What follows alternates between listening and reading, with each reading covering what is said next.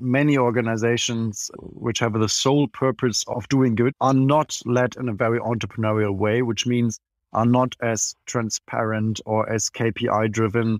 And I think we as an organization, we benefit a lot from having this mindset. We always want to make very bold decisions and fail as fast as possible, because only then we can stay efficient. And we try to basically become independent from donations over time in a way that we try to establish various cash flow channels or revenue streams. We're very well aware that having one revenue channel would be extremely dangerous. This is why we are aiming to set up our organization as a for-profit organization. Welcome to Mission First, the podcast to learn from successful entrepreneurs changing the world for the better. Are you in the first 3 years of your company? And do you want to save time by avoiding making the same mistakes that lots of entrepreneurs have already done? Then make sure to follow this podcast, because you are going to get actionable strategies coming directly from those who have found product market fit and are scaling up fast with their for-profit companies or their NGOs. Think about it as a masterclass about product innovation, business models, leadership, and growth marketing. Bonjour, I am Gilles Toussaint.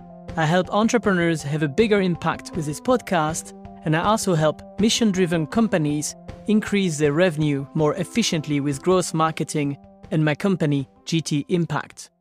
If, as a kid, you dreamt of trying to protect lions and other wild animals at the other side of the world, and now you have a normal job, but you still have such a dream, and you don't know how you could achieve your childhood dream beside your job, this episode is probably for you. If you are already on your way to have an impact on the world with your social organization or your startup, and donations are a part of your revenue streams, and you like to learn how to maximize them, then this episode is also for you. Today, I have the huge opportunity to meet Dr. Marlon Braumann, founder of the AMES Foundation. Marlon fell in love with Africa when he was 7 years old. Now he works as a venture capitalist, but beside his job, he founded the AMES Foundation, which has for mission to conserve wildlife, protect biodiversity, and make Africa a safer place for animals. After less than 2 years, they have 16 employees working full-time in reserves on sites in Africa. And Marlon has set his organization with a business model that already collects more than 600,000 of donations per year. So be ready to learn how to start and boost your revenue as a social or non-profit organization. Marlon, thank you very much for being here with me today. How are you? Sure, thanks for having me. I'm pretty well. I'm pretty pumped because I was really looking forward to that podcast. I'm super pumped to have you here too, because I'm a big fan of animals and big wild animals. It's also on my list to go to Africa at some point. I would You're love more that. than welcome. So I'm really excited. Yeah, I'm really happy and excited to discuss about how I can be part of your organization, for example. So tell me a bit. You are the founder of the AMES Foundation. Do I pronounce that correctly? Yes, well, you do. We always refer to it as AMES Foundation, and AMES stands for Africa's Most Endangered Species. So what you already explained is 100% correct. We have a very strong mission, which is we want to make Africa a safer place for animals. And what is also correct is that I'm the founder of the organization, whereas I always have to say that it wasn't only me. I mean, maybe it was me who started it. So I maybe did the very first % of the entire organization. But the remaining 99% comes not only from me, obviously, but also from 6 further co-founders who I already knew for years because I've done business with them. Most of them also very good friends of mine, and all are entrepreneurs. So, and I think this is something which is special of AMES as an organization. So we are 100% entrepreneurial-led organization. And this is where it all started exactly 2 years ago. And you already gave some details about where we stand today. So it's entirely right. We managed to take over our very first reserve last year. So we are now managing 1,600 hectares of land in South Africa. We have lots of animals there, including rhinos, crocodiles, giraffes, buffaloes, etc., leopards. It's a mission, but it's at the same time extremely motivating and to sort of live my dream, that you truthfully described as a kid's dream, To talk about impact, what does it mean for these animals of that reserve? What was there before? What is it that your foundation is actually doing for them? let me try to answer what we are doing in a structured way, because I don't want to get too detailed now. Like after 2 minutes of the podcast, maybe let me try to give you a top-down view. So we always say we have impact on 4 different ways, or we want to have impact on 4 different ways with AMES. The very first way is what we call conservation, and this is operational work on the ground. So we employ people, we train them, we equip them, we take care of proper fences, we relocate animals to our reserve, which have lived there before, but which were extinguished at that point. And so this is really hands-on operational impact on the ground, and we call it conservation work.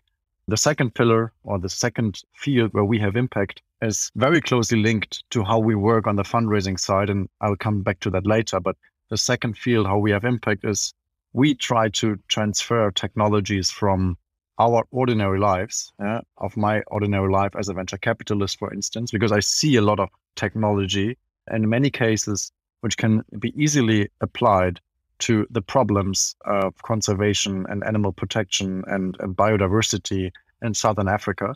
So, for instance, we try to detect problems on site and then try to find solutions from our society, from our environment here in Europe or in North America and Asia, to apply to the problems down there. So to give you a more tangible example, for instance, we are currently setting up 2 different drone projects with people from our AMES community. So people who support us as an organization, both financially, but at the same time also with their knowledge and also with their products. In that case, it's drones. We do the same with e-motorbikes, with smart fences. So this is the second type how we have impact, just by transferring technologies to Southern Africa. The third part is basically community development. So we give jobs to the people down there. So it's not us who work there full time, but by now it's even 17 employees we have on site. So they are trained, and they, most importantly, have a fixed job. And the fourth way how we have impact is basically, we're not active on that fourth way yet. However, I think this will be the most impactful way. What we are aiming to do is, given that and again, this is also very closely linked to how we actually raise money. The way we work, we are backed by more than 100 entrepreneurs. This is also a very exciting and interesting sort of target group for entrepreneurs and influential people from Southern Africa, be it South Africa, be it Namibia, be it Kenya, whatever, Tanzania. And it's as part of our work, we travel to our reserve, or in future reserves, regularly, with community members of AMES. We call these community members guardians, so AMES guardians. And we try to bring them together with influential people in South Africa or in Southern Africa, and with a clear objective to understand them better, because history has shown that it's probably not the right way if we try to judge from Europe, how to behave in South African politics, or how to mitigate corruption, etc. So I think the better way is to make friends sort of with the influential people in Southern Africa, and thereby A, understand them better, and B, maybe also contribute to changing their minds and their perspectives on things like poaching, corruption, trafficking, so all these things. And these are the 4 ways by means of which we want to have an impact. Good. So usually I ask a lot about the story of the project, but because you send me such an exhaustive list of really cool advice, and some of them are actually covering the topic of starting this company, I'd like to jump directly in these advice. And the topic, the angles we try to focus on is how to raise an NGO with 600,000 euro per year in funding and applying operations on site. You said 2 years. Did you say 2 years ago? We started basically beginning of 2020. And then was COVID, as everybody knows. So we actually had a tough start because just the legal process took us half a year, whereas normally it takes 8 weeks or so. Which was just because of COVID. So this is already, a really impressive numbers to note that after 2 years, you managed to raise 600,000 euro per year. So let's start with, the first advice you send me, which is actually related to the start, which is commit time to the project. So can you explain us a bit about that. And probably it's a good idea to explain us actually that it's a science project initially. The thing is, exactly, like everybody says and everybody thinks like we don't have time. Yeah? But at the same time, we all want to have an impact, and we all probably want to make the world a better place. And basically the decision the point when I decided to start this entire project was end of 2019, when I was sitting with a friend of mine in Namibia in the middle of nowhere. And I recently explained to him that animals are my huge passion and I really want to do something to protect them and have an impact. In the same moment, I explained to him that I cannot do that right now because A, I don't have time. B, I don't have the network. C, I don't have the funds. D, I don't have the knowledge.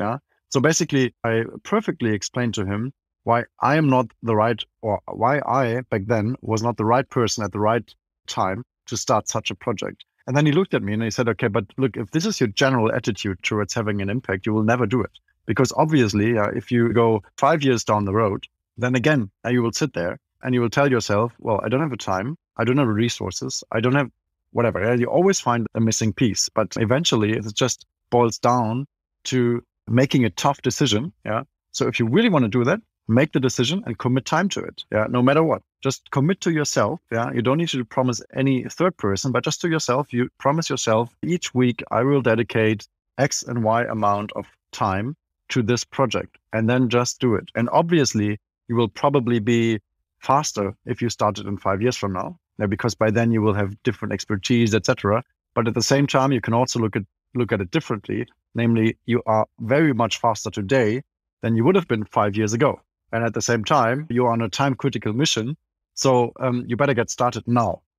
So this is what he said to me. And then I promised to him to dedicate time to the project. And I also committed it to myself, not knowing back then what I was actually going to do. So I just told myself, okay, I will dedicate, back then it was 5 hours per week, to my personal animal conservation project, not knowing what it will be or what it was. Like, just this time commitment was the very first step of this journey. And what are the first steps you've done with these 5 hours a week? Look, I think, to be honest, I never worked 5 hours a week for that project because I dived into it, and then it was all of a sudden it was way more than 10 hours. And now I would say it's even 20.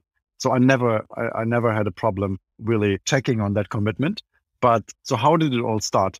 Basically, it was end of December 2020. After I was in Africa, I was traveling through Southern Africa for a couple of months and only doing conservation projects, animal protection in Namibia, was doing an anti-poaching training in South Africa. So I really spent a lot of time with people from the conservation sort of industry, and also with very renowned conservationists. And I just learned a lot. I really have to say I learned a lot. And you were in a break at that period, I guess, from work. Exactly. I left my old company in summer 2019, and then I committed, eventually it was a 4-month period of time to traveling in South Africa or Southern Africa. I was in Zimbabwe and Namibia and in South Africa back then. And I had a lot of great conversations, too many conservation, but a lot of conversations with super inspiring people on the ground.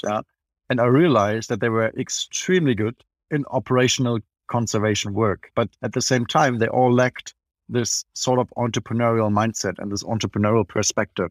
And they had no clue how to finance their operations. They had no clue how to set it up legally. And not because they were not interested or because they were dumb or whatsoever, obviously not. It was just that they had a totally different perspective and interest in this entire work. And then my idea back then was, okay, if I want to have an impact, the best way would be if I focus on my strength and try to help these people with what I can do best, which is setting up legal structures, fundraising, because I do it for a living, basically. If you work in the venture capital scene, you need to be good in setting up business models or evaluating them, setting them up, sometimes even obviously fundraising for your own fund, but also supporting your portfolio company. So I do it for a living anyway. So why don't I focus on these strengths and then support organizations like those which I met on my time during my travels? And as I said, it was end of December 2020 when I was sitting in Cape Town, basically, and I made the decision I will commit time to it. And the first thing I did was I called 10 friends of mine and told them a very simple story. And the story was, guys, as you know, I was traveling for the last 4 months and I was only dealing with nature conservation and animals. And I realized a few things. A, the world will have lost a lot of animals if we continue like this. Yeah. So for instance, we lost during the last 30 years, 99% of the rhino population. Yeah. We lost way more than 50% of the elephant population, way more than 60% of the wild lion population. So we are basically, the world is set on fire, yeah, and no one really knows it. And so I told them, guys, we have a problem. It's a massive problem. Yeah, it's very far away, but we have a problem. And I have an idea. And the idea is I want to collect money. Obviously, I will give money like myself, yeah. But I want to collect 30,000 euros from 10 people. So 3K per person. And I chip in another 10 or 20. And then we have a volume of, let's say, 50. And with this 50K, I will support organizations which I have met during my time traveling, because that was my pitch. Yeah. So I at the very beginning, I didn't even plan to set up an own organization. I didn't even plan to set up own operations. I was rather saying, I was sort of trying to raise money for a special purpose vehicle, or an SPV, which is meant to fund operations of other organizations. But I never had the idea that it could grow so big in such a short period of time when it all started. So this is how I spent my first 2 days working on AMES. And surprisingly, the feedback was very well. So the feedback was, a lot of people said, okay, sure, I'm happy to give you 3K per year, but can I also do more? I was like, yeah, sure, you can do whatever you want. And other people said, yeah, 3K, obviously I'll give it to you, but at the same time, I want to work with you on that project because you seem to be so passionate about it. I want to learn more about it. So can I also support you operationally? The feedback overall was surprisingly well, and I never expected that when I made the decision to call these 10 people. And it was literally the moment I noted these 10 names and I ticked them off name after name. And afterwards, I looked at the list of these names and I said, okay, I said to myself, I never sold something, let's call it a product, yeah, in a way, with such tremendous positive feedback. Success rate. Exactly. It was a 100% success rate. I never, ever had that in my life, neither before nor since then. And that was how it all started. Then let's go to the second advice you sent, which is, in terms of general management, look at it as if it was a normal company, act as an entrepreneur. So I'd love to hear your iteration on that. Yes. What do I mean by that? I mean, maybe let me take a small step back before I answer that question and try to give a better impression of how we are organized. So as I said, I, being the founder of AMES, I'm extremely happy to have 6 further co-founders doing this with me. And we all 7 are 100% entrepreneurs. So we've all been working as entrepreneurs our entire lives. And we run that organization. So we have a very entrepreneurial core. At the same time, this list of 10 people who I wanted to support AMES in the very first beginning, which I just mentioned, also consisted exclusively of entrepreneurs. And by now, when I refer to the more than 100 people who support us, these AMES guardians, they are not, like, formally, not all of them are entrepreneurial or entrepreneurs, but they are all entrepreneurial by heart. So they make brave decisions. They make fast decisions. They want to have a transparent organization. They want to see a clear impact. And they also want to be part of this entire community of like-minded people. So this is basically how AMES is set up. We have very entrepreneurial core. And also at the same time, all our funds so far, more than 90% of our funds so far, come from our AMES guardians, whereas all of these guardians have a very entrepreneurial mindset, because they are founders or partners of venture capital firms or private equity firms. Some of them are partners of consulting firms. Even my notary, she became an AMES guardian because I was pitching the AMES idea to her when I was there for a professional reason. And so she got so inspired, and she said, look, is there space for me as well? I mean, I'm not an entrepreneur formally. At the same time, I really appreciate what you guys are doing. So we are really entrepreneurial organization. Picking up your second question, what I mean by treating a charity organization as a normal company or as a normal venture, what I mean by that is, I think that many organizations which do good, and which have the sole purpose of doing good, are not led in a very entrepreneurial way, which means are not as transparent or as KPI driven or as also not as brave as a normal venture. And I think we as an organization, we benefit a lot from having this mindset, that we try to fail very fast. We make very bold decisions. Some of them work, some of them don't. But the good news is that we realize if they don't work very quickly, and then we make very rational decisions.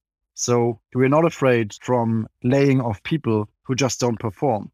So we are very little romantic when it comes to making decisions on how we lead our organization, because we always have in mind, if we really want to achieve this mission to make Africa a safer place for animals, we cannot make any weak decisions. And we need to have this full transparency, because this is basically the fundamental if we want to keep our AMES guardians as a very important funding source. We always want to make very bold decisions and fail as fast as possible, because only then we can stay efficient, because otherwise you won't see progress. At the same time, I think what's also important is and this is what I tried to do when I was setting up the core team of 7. What's also important is that you not do it with your best friends in a way, hey, I know you love animals, you want to be part of the entire story, which is, I think, always a good precondition if you can sort of relate to animals in Africa and conservation in our regard. At the same time, I was clearly looking not only for, let's put it hard, idealistic animal lovers, but really for people who can relate to the topic, but at the same time have extraordinary skills, which are not the same as mine. For instance, we have an excellent CFO who is also my partner from my main job, namely my venture capital firm. He's running the finance department at our organization. I mean, he's been doing that for 15 years. Obviously, it's a match. At the same time, it's not that I really need to, I never talked someone into this, but I managed at least to put the right people on the right seats. And we all have this common denominator. We all are 100% entrepreneurs. However, we all have very different skill sets. And we know that we have different skill sets, and we fully appreciate each other's skill sets. So this is, I think, a mandatory if you want to set up a team which is successful eventually. And do you have an example of when you said failing fast? Do you have an example of something that failed fast? Yes. For instance, what we did is we tried to manage the people on site like we would manage a medium level manager in a venture in Germany, which means we rather gave them probably too much freedom and leeway and flexibility. And we learned on a hard way that we need to control them and also direct them way stricter, and need to monitor them more closely than we originally expected. And we made that mistake and reevaluated our decision to do it on a monthly or fixed basis. And then they send us a reporting, and turned out the reporting was always crap because they never learn how to report. And again, I'm not judging them. I'm just telling that they've never been taught in reporting. So obviously, a wonder the reporting looked like shit. At the same time, they sometimes made weird decisions because they grew up in an environment, for instance, where money was also always the most precious resource. So they were always optimizing for spending as little as possible, whereas we are always optimizing for being as fast as possible. And my claim towards them was always, guys, if we need to be fast and this costs us more money, I promise you, I will find the money. Because eventually our main objective or our main variable for which we are optimizing is speed and efficacy, and not spend as little as possible, because this is what they learned.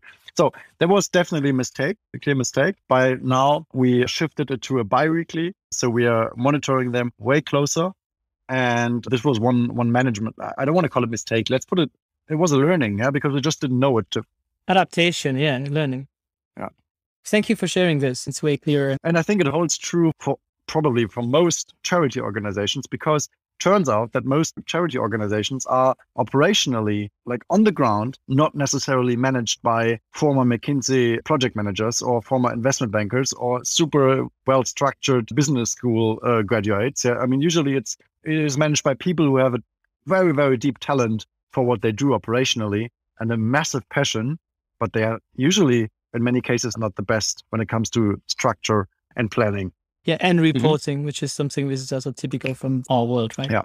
Going through the third advice, aim for profit, which is something I also heard like a lot from people who were actually non-profit organization. So just as a reminder, you are a non-profit organization, But then I'm sure you're going to explain me what you mean by aim for Yeah, profit. yes and no. So we would never consider us a non-profit organization because I think the term is a bit error prone in a way that we would always say we are a for impact organization. So we are obviously not distributing dividends or major cash outs to us to run the foundation. Obviously, we all do it for free. However, we want to run the organization as it was supposed to make profit. We try to basically become independent from donations over time in a way that we try to establish various cash flow channels or revenue streams over time. And we do cooperate today with different organizations, like different companies, and they donate money. And obviously, this is also a donation, but it's not a private donation. So it's also a second revenue stream. There are companies, for instance, Google, which supported us heavily last year with a dedicated program, which is called Google Giving Weeks. And also we are step by step increasing our transactional revenues. And transactional revenues comes, for instance, from tourism.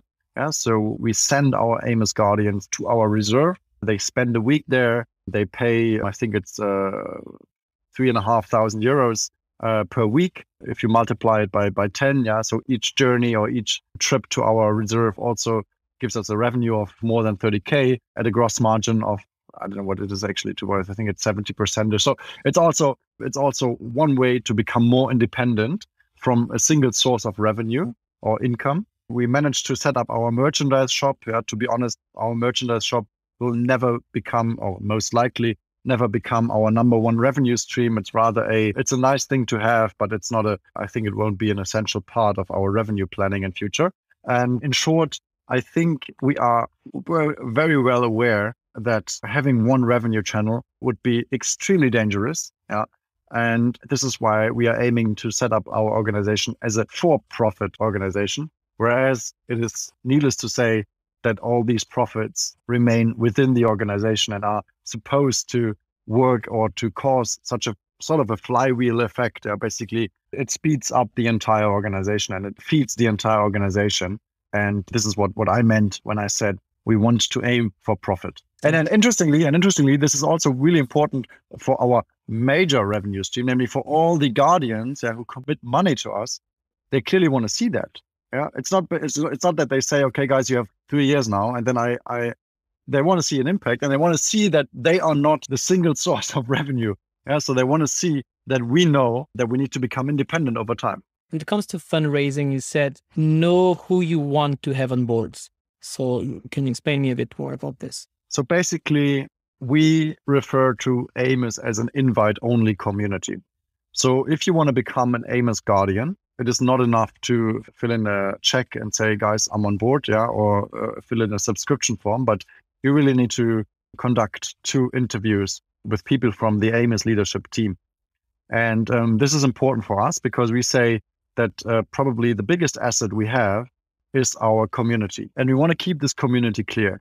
So we don't want to have people within the AMES organization or within the AMES community who want to become part of AMES because, I don't know, let's say they ever wanted to have the phone number or the email address of one of the other guardians and they want to approach them and sell them, I don't know what. So it's a non-commercial organization with like-minded people. And this is why we are so, I don't want to say strict, but in a way consequential when it comes to selecting the people we want to have on board. And this is really important because interestingly, what we realize is that people who committed 3,000 euros, for instance, in the first year, after we had one large event, physical event in September 2021, because of COVID, we never managed to get an earlier one, but this was our first basically physical get together.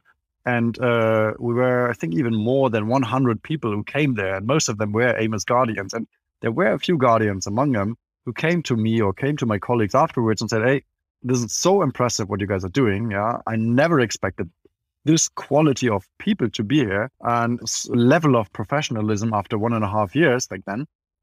Is there a way, would it be possible to increase my annual commitment? Which is, I mean, obviously you can increase your annual commitment.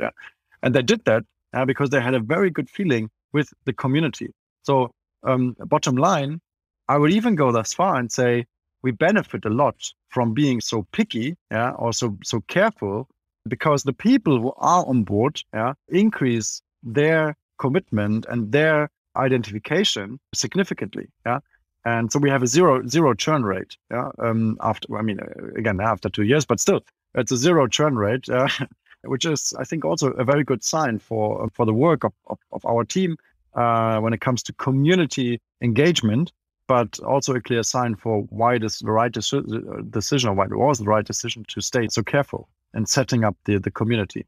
When it comes to fundraising and donations, the next advice you sent was also tell a clear story. Can you explain me actually how you build your story? You said it's like with any other venture pitch. So how do you do it? I'm happy to give you the full pitch, but this would definitely be too much. But the general advice is usually when I tell someone why what we do is important and I want him or her to become part of our project, I always start with the problem. And the problem is interestingly something which is not well known to most of us, namely, and these are the numbers that I just briefly touched previously, namely that we as humankind, we almost managed to extinguish rhinos and elephants and lions and pangolins. And there are so many more animals, unfortunately. And most of us in our peer group, in our society, they are aware that there is some sort of problem with nature and animals. And however, most of us don't know how severe it is already. So I really set the ground. Even at that level, maybe because I'm really biased for that, because I wanted to be an oceanologist when I was a kid. So I've always been into nature, and I knew about that 30 years ago already. So, but I would have assumed that at an entrepreneurship level, people would be there you are usually with people who are like also impact focused people would actually know about these things, but it's still not clear at the moment. It's frightening, but it's just not on top of mind, because if most people haven't been to Africa, it's still true, that's far away, and both culturally and also geographically. Those who have been there, they usually went to good reserves, where they have those animals, and always they get a feeling for it.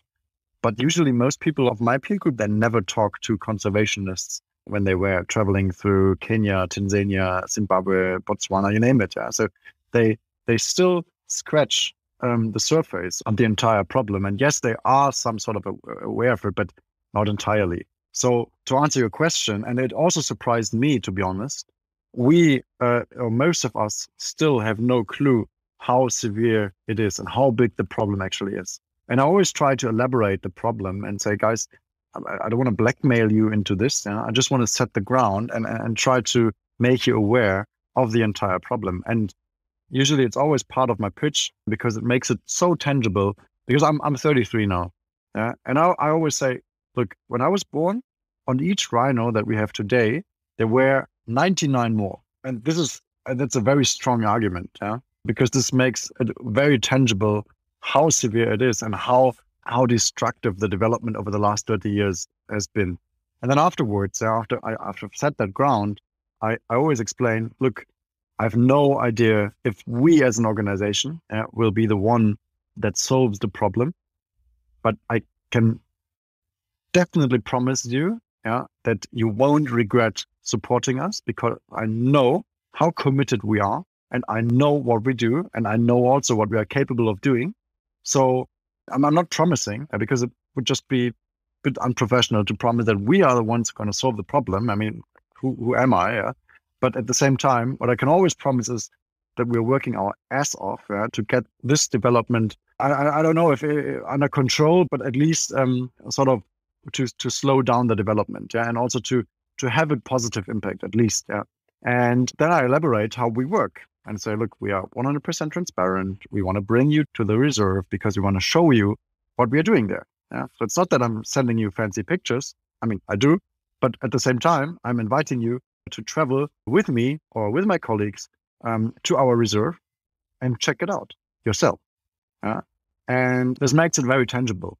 And I think if I sort of need to put it in a theory, I think obviously it's not a marketing story, but from from a theoretical perspective, we fulfill three needs, which are very strong in our society, in our peer group at least.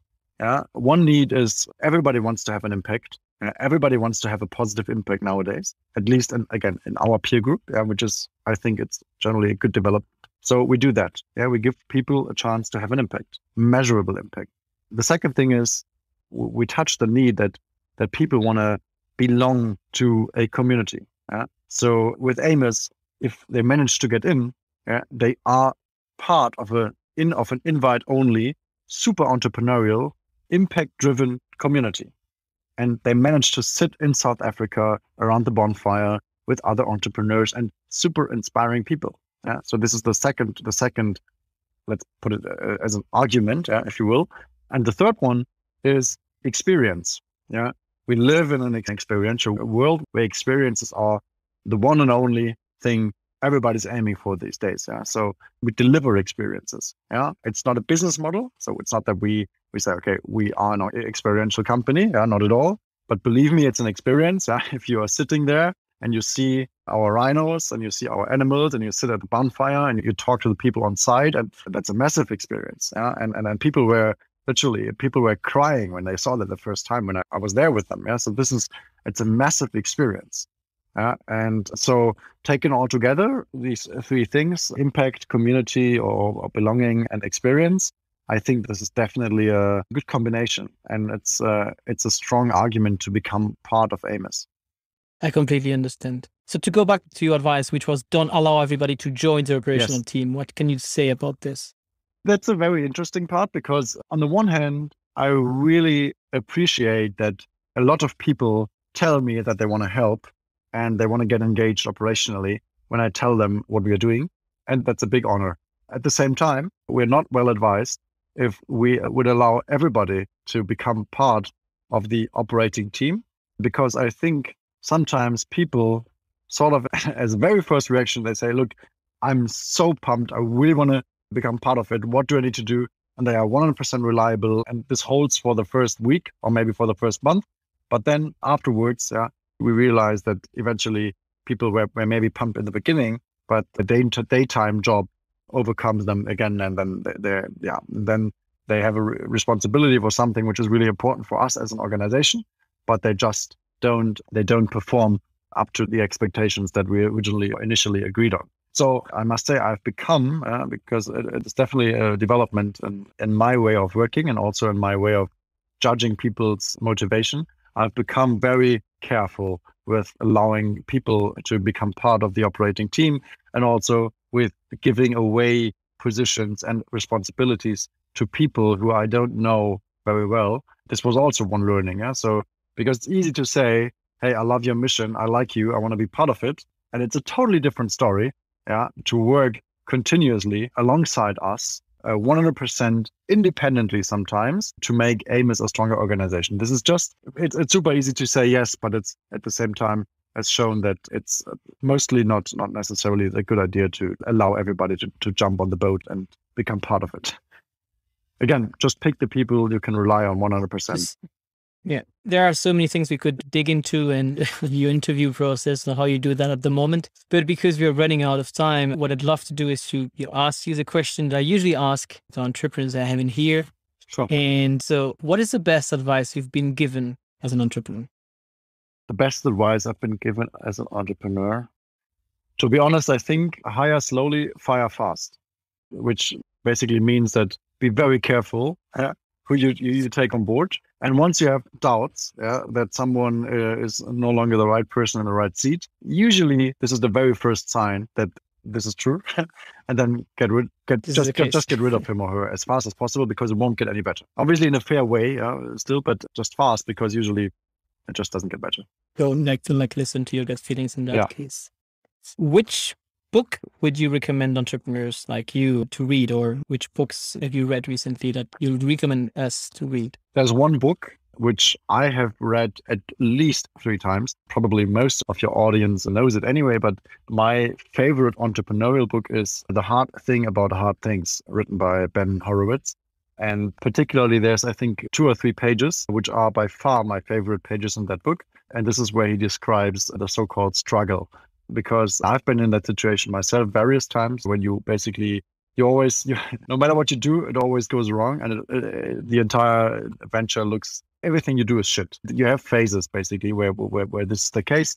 And he describes the struggle very well, which is basically the time when you cannot sleep during night. You are still very tired during the day. You cannot eat, you cannot drink, although you're thirsty. So this is just a super inspiring book. I can highly recommend it to everybody who's interested in entrepreneurship in whatever way. I totally agree. I mean, I discovered it last year. It has been on my list for a long time, and I started to read it last year because somebody recommended it as well in the podcast. And I must say it was a page turner. Yeah. Okay. Yeah. So I just read it in a couple of days. It was really, really good. So I can agree on that. So tell us one thing about you that I wouldn't be able to find out online. Yeah, I have a story which I never shared publicly, at least. And today I can share that because I think in German it's verjährt. So it's It's expired. Basically. So it was in Kenya. I was almost arrested, and I only managed to get out of the situation because I pretended to be the ambassador of Germany. And the interesting thing is, I did my PhD back then, and in Germany, it's the case that the title, which is DR for doctor, is put in your ID card. And then I had my ID card with me, and I was explaining to these policemen, guys, you're just about to arrest the German ambassador. And they said, how can you prove? And then I put out my ID card and I explained to them, look, it's written, it's crystal clear. Here you see it's DR. And I have no idea with what I came up back then for what DR stands for. But apparently I came up with an idea which sort of sounded a bit like diplomatique, whatever. And this is how I made it out of that situation. And you will never find that on the internet. But I mean, now you do it, but before you wouldn't.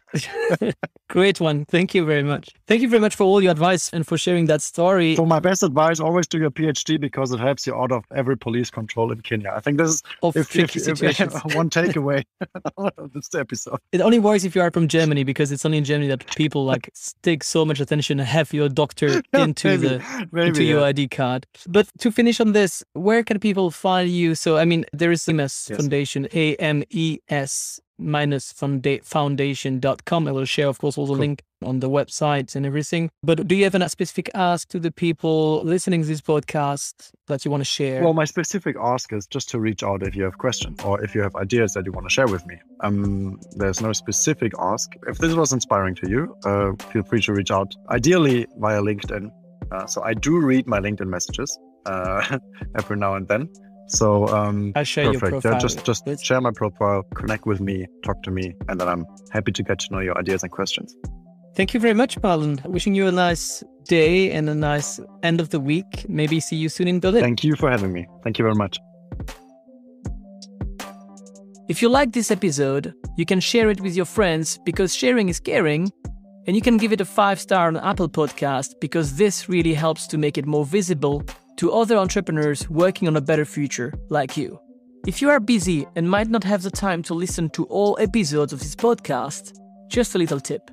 Sign up for my newsletter on gtimpact.com.